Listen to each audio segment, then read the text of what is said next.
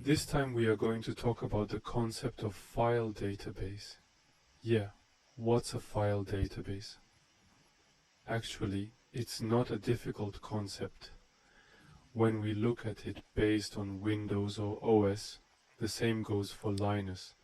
But when we open any file explorer in Windows, these files appear, folders appear, and files and folders appear. We can see all kinds of file information. So, by applying or reflecting this information to our game engine, we can visually support these functions so that these file structures can be floated to the specific path that this game engine needs. You can think of the data structure as a file database. Simply put, I am currently opening a specific project and I want the game engine to recognize the information of various files or folders in that project in real time. If you say so, this file is managed in real time through a group or class called DB. Okay, so if we look at the structure of the class called FileDB a little more, it's actually internally structured as a map. This map will now have a key and a value, and this key will be the path to a file or now this folder, and this value will contain pointers of a class called FileInstance. What is this FileInstance? Simply put, it's a class that has meta information about a file or a folder. So you can imagine that one instance of this file corresponds to one file or one folder. So the file DIMI is now composed of multiple file instances like this.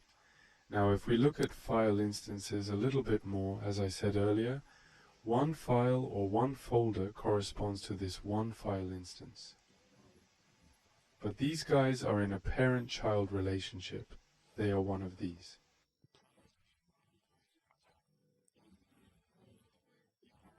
The frame creates the structure. You can call it a structure, or you can call it a hierarchy relationship. Our file system is the same. We just froze the files inside. So if we look at the files and folders, inside, there are folders within folders, there are files within folders, and a hierarchical structure is formed in this way. These are file instances in order to reflect such a hierarchical structure on this game engine. I think you only need to know now in the form that you are holding parent information or child information like this. So the basic statement is, just now when we create a specific file instance, we file this information of itself in that creator. It will proceed based on the principle of registering myself in a place called DB if I create a file instance now.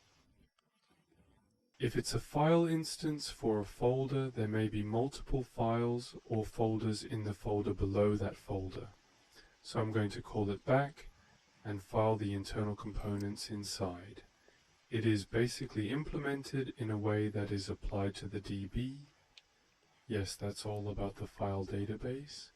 And then this file based on the database. Now let's discuss how I've applied a feature called the file change detector, which tracks file changes in real time